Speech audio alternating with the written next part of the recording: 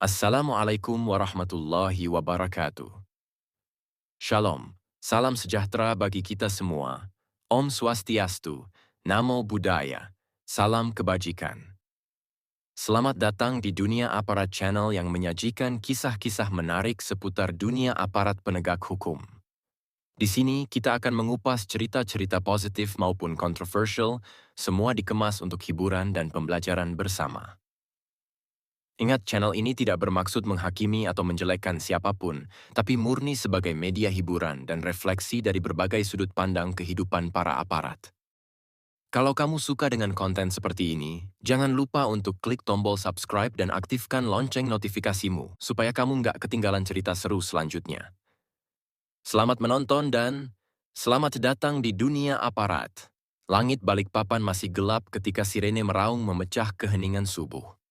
Jalan Sudirman yang biasanya lengang kini dipenuhi mobil patroli dan warga yang mulai berdatangan.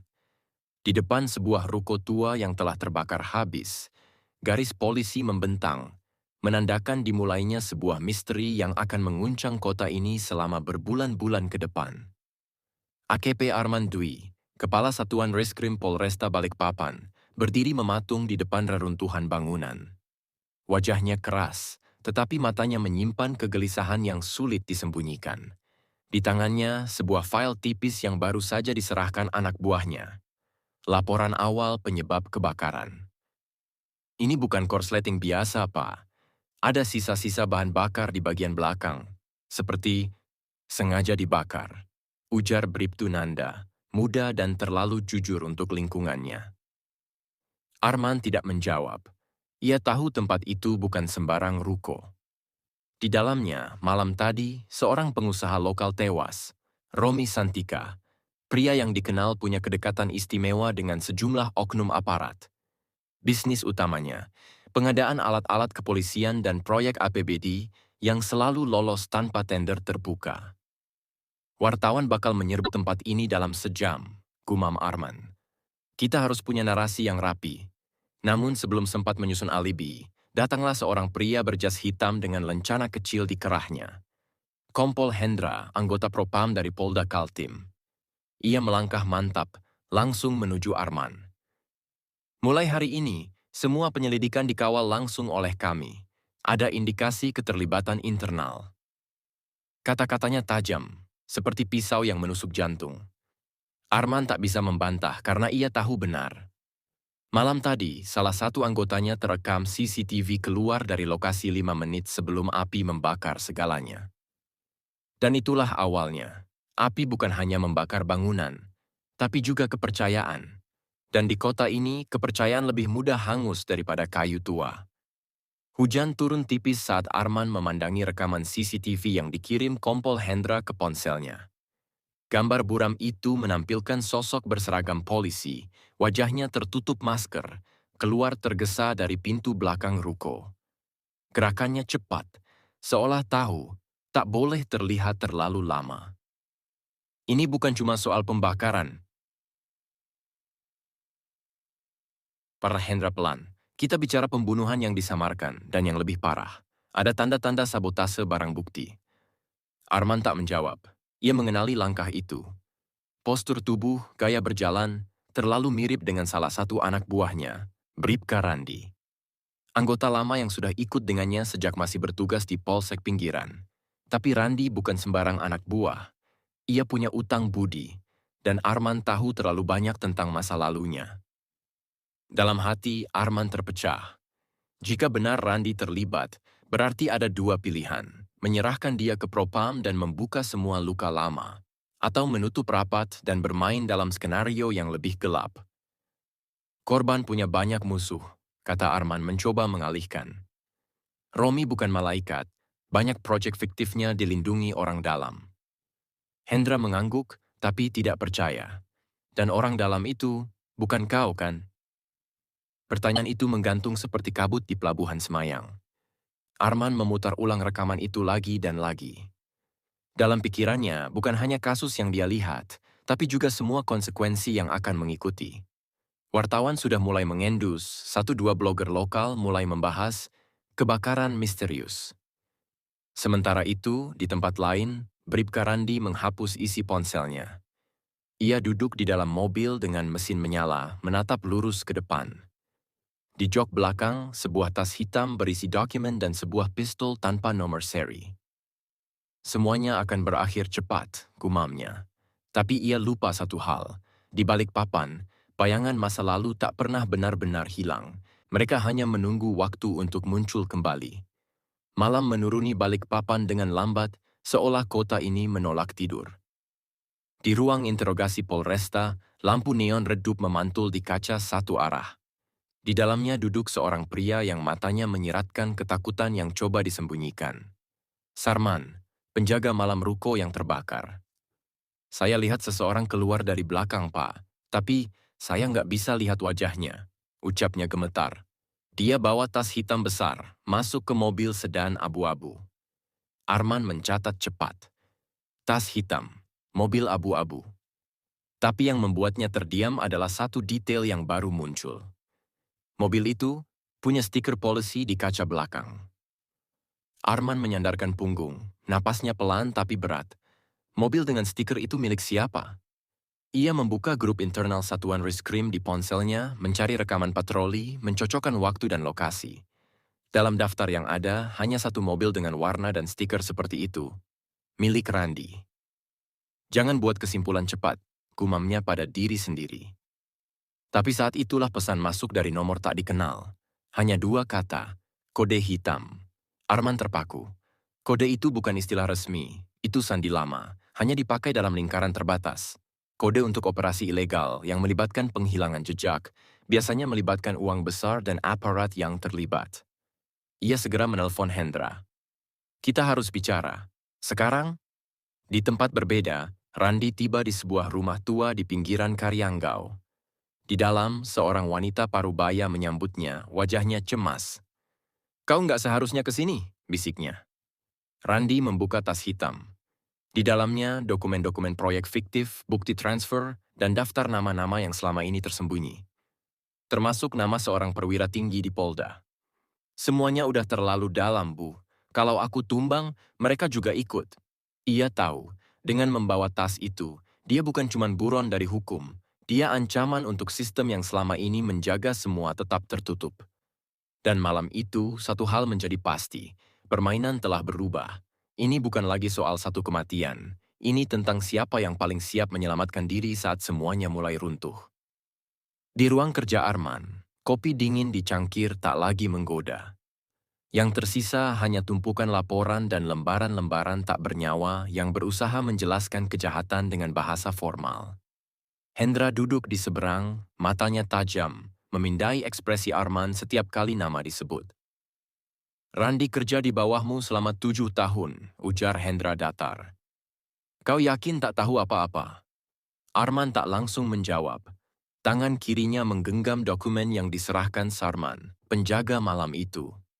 Bukti sementara, tapi cukup untuk mencurigai adanya operasi dalam bayangan. Ada kemungkinan besar, Randi menyimpan sesuatu, kata Arman pelan, tapi bukan dia dalangnya. Hendra menyipit. Kau bicara soal siapa?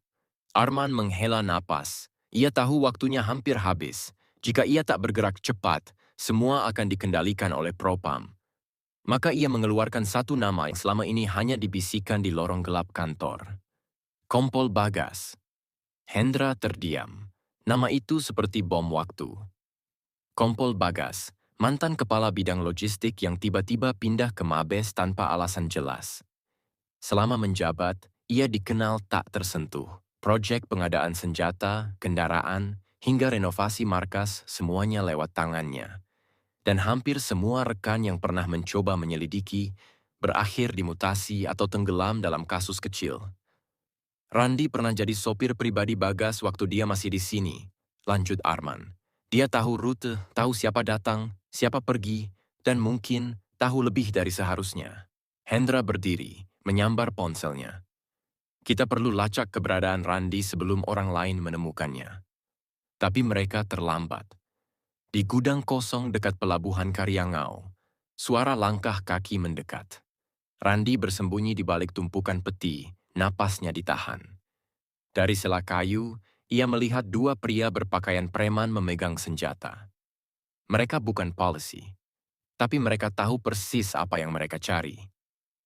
Suruhannya Bagas, bisik Randi pada dirinya sendiri. Ia menggenggam pistolnya. Malam itu Randi sadar, ia bukan lagi polisi. Ia adalah saksi yang terlalu berbahaya untuk dibiarkan hidup. Pagi di Balikpapan biasanya sibuk, tapi pagi ini lebih gelisah dari biasanya. Media lokal mulai mengangkat kasus kebakaran ruko ke halaman utama. Judul-judulnya bombastis. Pengusaha tewas, polisi bungkam, ada oknum di balik api. Dan satu artikel blog anonim menuliskan nama Bribka Randi secara gamblang. Arman membaca berita itu dengan rahang mengeras. Siapa yang bocorkan nama Randi keluar? Tak ada yang menjawab, tapi ia tahu. Informasi itu keluar dari dalam. Dari orang yang ingin Randi habis, bukan ditangkap. Sementara itu, Randi tak punya banyak pilihan. Ia masih bersembunyi di kawasan pergudangan, perut kosong, kepala panas. Tas hitam berisi dokumen kini terkunci dalam kontainer nomor 36B. Ia tahu terlalu banyak dan tak cukup kuat melawan sendirian. Ia menyalakan ponsel burner. Hanya satu kontak yang tersimpan, Indra Jurnalis. Mereka pernah bertemu saat Indra menyelidiki dugaan korupsi di kepolisian 2 tahun lalu. Randilah yang diam-diam memberi akses, foto, dan jadwal. Kini ia butuh jurnalis itu lebih dari siapapun.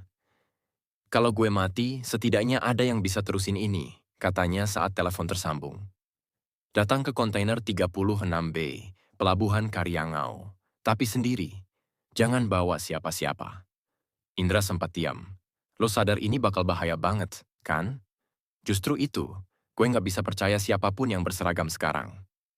Sementara di kantor Polresta, Hendra memanggil Arman ke ruangannya.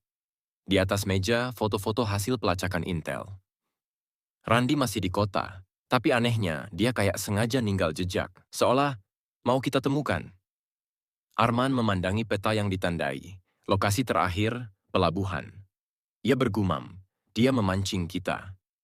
Tapi siapa yang akan datang lebih dulu? Polisi atau orang-orang Bagas? Malam mulai mendekat, dan kota minyak itu menyimpan lebih banyak rahasia daripada yang bisa dibayangkan. Karena ketika buronan adalah polisi sendiri, perburuan bukan hanya soal hukum. Ini soal siapa yang lebih cepat menarik pelatuk. Pelabuhan Karyangau tak pernah benar-benar tidur. Di antara suara mesin kapal dan gemuruh kontainer, ada satu gudang tua yang malam itu menyimpan lebih dari sekadar barang ilegal. Gudang nomor 36B.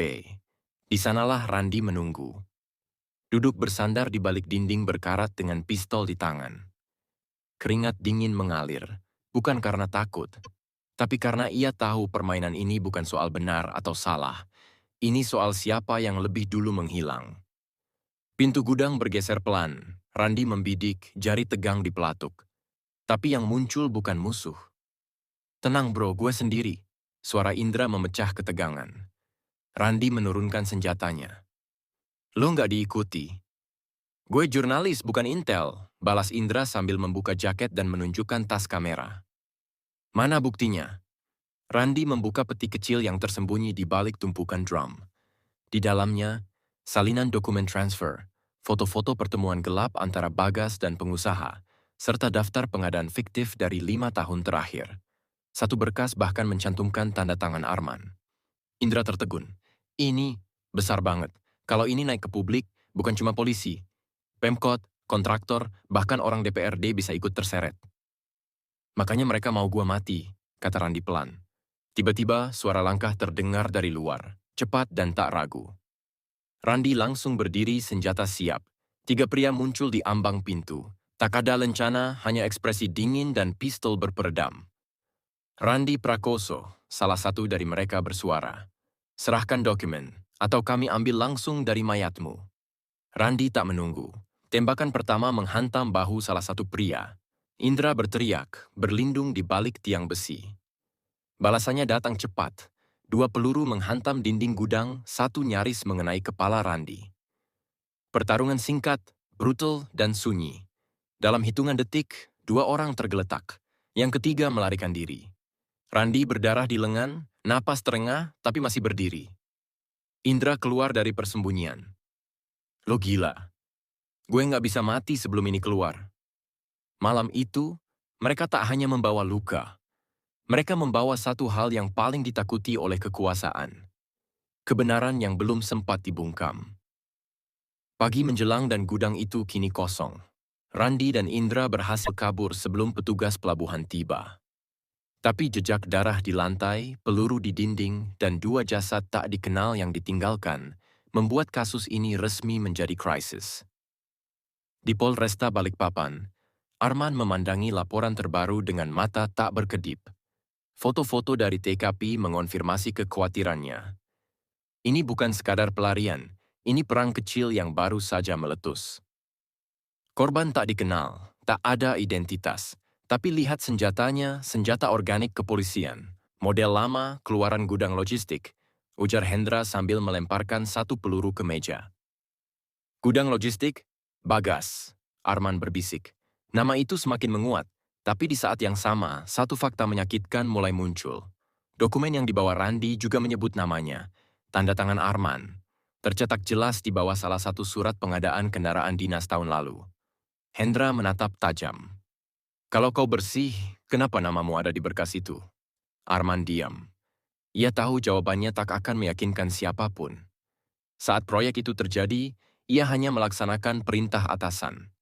Tanda tangan itu adalah formalitas, tapi hukum tak peduli soal niat. Ia hanya membaca bukti. Aku ditarik masuk tanpa pilihan, Hend, ucap Arman lirih. Kalau aku tolak, aku sudah dipindah ke tempat terpencil. Atau lebih buruk. Hendra tak menjawab, tapi kini posisinya berubah. Arman tak lagi sekutu, dia potensi masalah. Sementara itu, di tempat persembunyian baru yang jauh lebih sempit dari gudang pelabuhan, Randi menyambungkan laptop ke jaringan gelap. Indra duduk di sampingnya, matanya menatap layar penuh catatan transaksi. Kalau kita rilis ini sekarang, lo nggak akan punya tempat untuk lari, kata Indra. Gue nggak mau rilis sekarang, kita butuh nama besar dulu, media nasional, dan seseorang dari dalam. Siapa?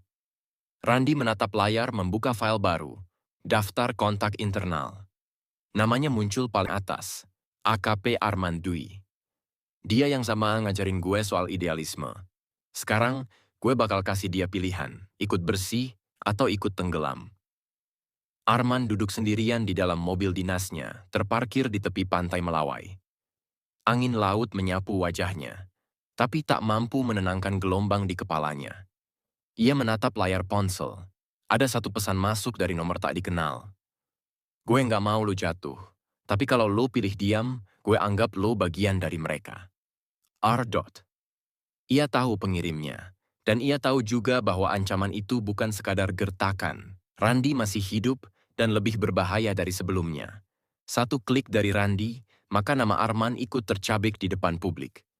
Tapi satu laporan resmi dari Arman, maka Randi bisa dibungkam selamanya. Pertanyaannya cuma satu. Siapa yang ia pilih? Tak lama kemudian, mobil Arman meluncur menuju sebuah rumah sederhana di kawasan Damai. Rumah tua milik seseorang yang pernah sangat dekat dengannya.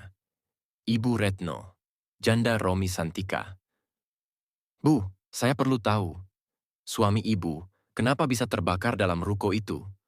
Romi punya musuh? Retno menatapnya dengan mata kosong. Bukan musuh, Pak, tapi teman. Ia lalu membuka laci kecil dan menyerahkan sebuah amplop. Di dalamnya, foto pertemuan antara Romi, Kompol Bagas, dan 2 orang berseragam yang salah satunya adalah Arman sendiri. Arman tercekat. Foto itu diambil diam-diam. Lokasinya hotel kecil di kawasan Sungai Ampal 3 bulan lalu. Waktu itu ia pikir hanya hadir untuk diskusi pengadaan peralatan. Tapi kini foto itu tampak seperti bagian dari skema kotor yang lebih besar. Suami saya bilang, kalau ada apa-apa, berikan ini ke wartawan. Tapi saya nggak punya nyali, jadi saya simpan. Sampai sekarang. Arman menggenggam foto itu erat. Ia tak hanya sedang dikejar oleh Randi, oleh Propam, atau oleh bayang-bayang publik. Ia sedang dikejar oleh pilihan yang lama ia hindari. menepati sumpahnya sebagai polisi, atau tetap jadi bagian dari sistem yang telah memberinya pangkat dan gaji. Malam itu, Arman membuka laptop di ruang kerjanya. Ia membuka file dengan label Data Kompensasi Proyek 2021 sampai 2024. Di sana nama-nama mengalir, pejabat, perwira, kontraktor. Lalu ia mengetik satu kalimat, "Saya bersedia bersaksi, tapi lindungi keluarga saya." Dan ia kirimkan ke email Indra. Email Arman sampai ke Indra pukul 02.13 dini hari. Tidak ada lampiran berisi dokumen, tidak ada rincian panjang. Hanya satu pernyataan. Saya bersedia bersaksi, tapi lindungi keluarga saya. Itu sudah cukup. Indra membaca ulang kalimat itu berkali-kali. Seolah tak percaya seorang perwira polisi akhirnya memutuskan keluar dari lingkaran. Di sampingnya, Randi terdiam. Gue nggak yakin dia kuat, gumamnya. Indra menoleh. Kalau dia nyerah, kita berdua tamat. Mereka tahu waktu terus berjalan. Dalam 2 hari terakhir, berita kebakaran ruko berubah arah. Tak lagi soal kematian Romi, tapi mulai menyentuh isu besar, pengadaan fiktif, proyek siluman, dan kemungkinan keterlibatan aparat. Tapi belum ada nama yang disebut. Tak satu pun media nasional berani menyentuh level itu. Semua masih menunggu satu hal, saksi kunci. Dan sekarang, Arman baru saja mengangkat tangannya. Pagi itu, Arman tak langsung ke kantor. Ia mengantar istrinya ke rumah orang tuanya di kawasan Lamaru, lalu menonaktifkan ponsel utamanya. Ia tahu, sejak email itu dikirim, waktu hidupnya mulai dihitung mundur. Di tempat lain, Bagas menerima kabar dari orang dalamnya. Arman bergerak. Tanpa emosi, ia hanya menjawab, "Matikan sebelum dia bicara."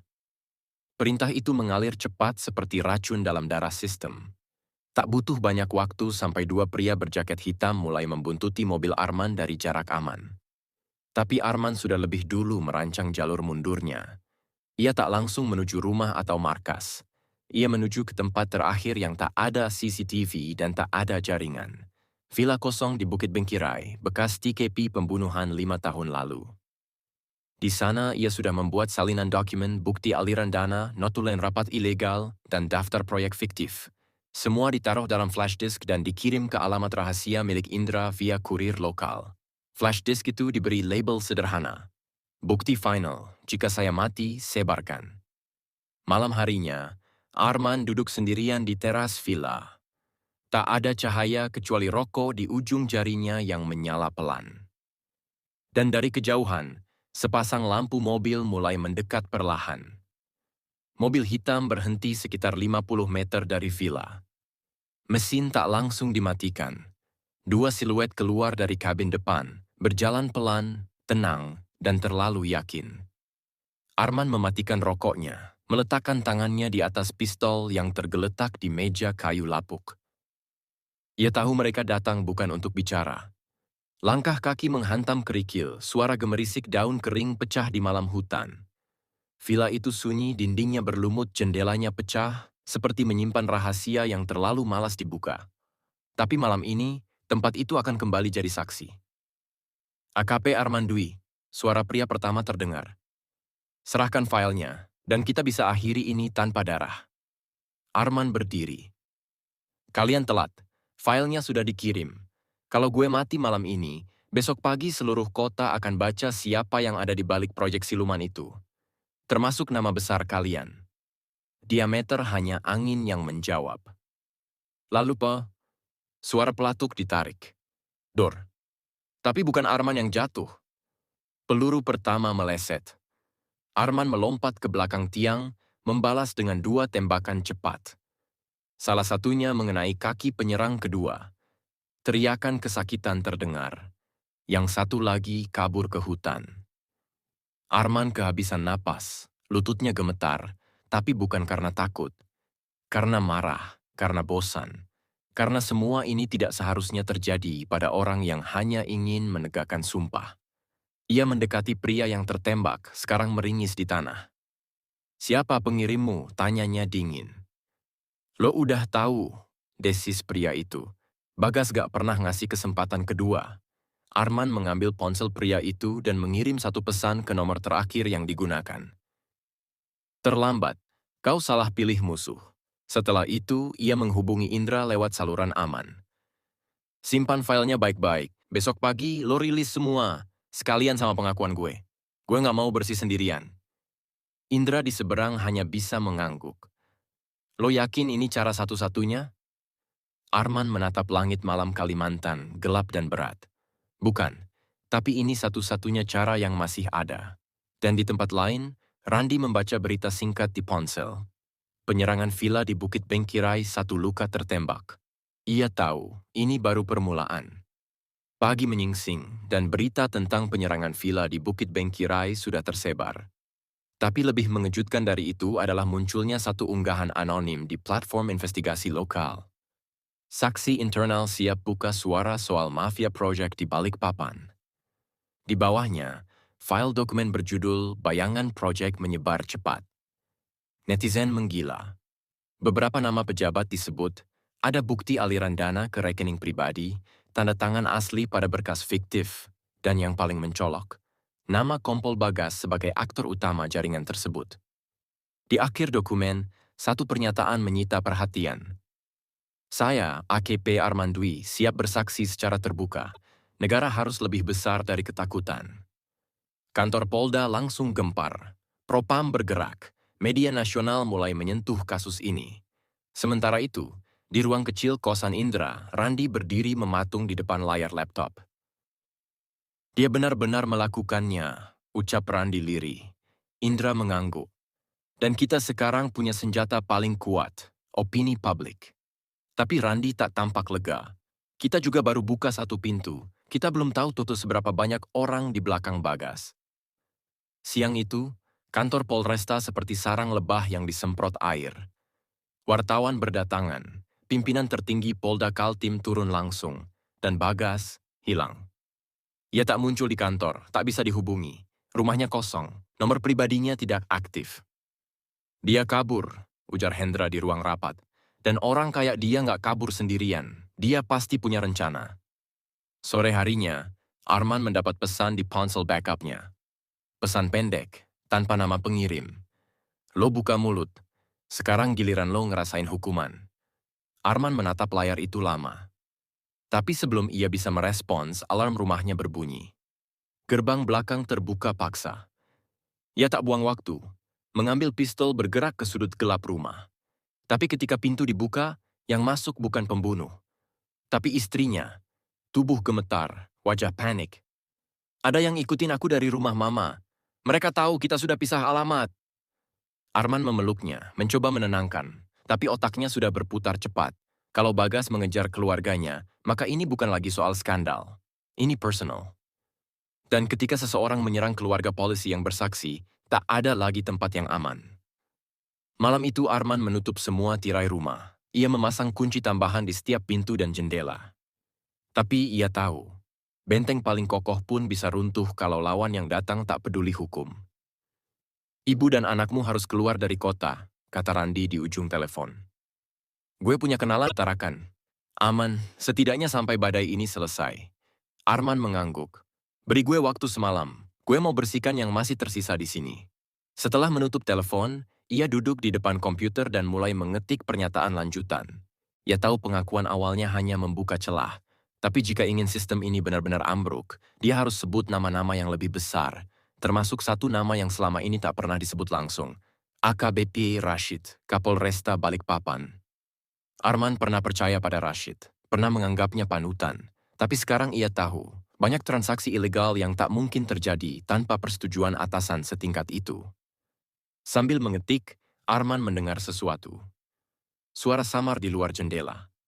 Langkah kaki, pelan, lalu berhenti. Ia meraih pistol dan mendekati tirai. Jantungnya berdegup. Ia buka sedikit celah tirai. Gelap, sepi. Tiba-tiba, lampu taman padam. Arman bergerak cepat. Ia tarik istrinya, menyuruhnya masuk ke kamar bersama koper kecil yang sudah disiapkan. Jangan keluar sampai aku bilang. Lalu suara pecahan kaca, jendela belakang dihantam benda keras. Arman menembak sekali ke arah suara itu. Sunyi. Lalu, suara dari luar. Jangan bodoh, Man. Kau pikir kau bisa bersih sendiri? Itu suara Bagas. Tenang, dingin, terlalu percaya diri. Kau buka semuanya, kau pikir sistem ini akan roboh? Yang kena cuma lo dan orang-orang kecil, Man. Bos-bos kita nggak akan tersentuh.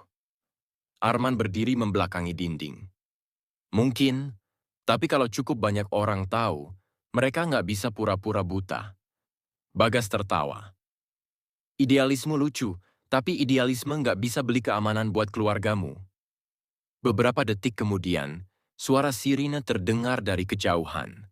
Arman tak tahu siapa yang menelepon, tapi cukup untuk membuat suara di luar menghilang. Ketika polisi datang, pelaku sudah kabur. Hanya ada jejak kaki, serpihan kaca, dan satu pesan ditulis di dinding luar rumah dengan cat semprot merah. Lo masih belum aman. Pagi itu kota Balikpapan tidak tenang. Di media sosial, tagar hashtag bayangan project trending. Nama-nama yang disebut Arman mulai digoreng publik. Wartawan memburu komentar dari tiap instansi. Tapi yang paling mengejutkan adalah kabar dari Mapolda. AKBP Rashid dinonaktifkan sementara untuk pemeriksaan internal. Arman membaca berita itu di mobil, matanya nyalang. Satu demi satu mulai goyah. Ucapnya pada dirinya sendiri. Namun di tempat lain, Kompol Bagas tak tinggal diam. Ia bertemu seseorang di sebuah ruangan gelap. Pria tua berpakaian sipil, suara berat dan dingin. Orang yang selama ini tak muncul di dokumen manapun, tapi jadi otak di balik jaringan. Arman harus dihabisi sebelum dia buka mulut di persidangan. Ujar pria itu. Bagas mengangguk. Dia udah makin nekat. Tapi gue tahu cara buat dia diam. Gunakan yang di pelabuhan. Sekalian habisi dua buron itu. Bagas tak menjawab, hanya mengangguk lalu keluar. Ia tahu, yang di pelabuhan merujuk pada jaringan preman pelabuhan lama yang biasa jadi eksekutor kotor di luar catatan kepolisian. Sementara itu, Indra dan Randi berpindah lokasi ke rumah aman di pinggiran Sepinggan.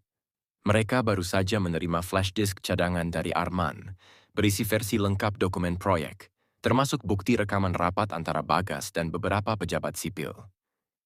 Kita rilis semua ini? Tanya Indra. Randi menatapnya lama. Belum, kita tunggu satu momen. Sidang pertama Arman. Kalau dia berani buka, kita backup dari luar. Hari berganti malam. Arman mulai dilindungi oleh dua anggota propam berpakaian sipil. Tapi ia tahu, tak semua bisa dipercaya.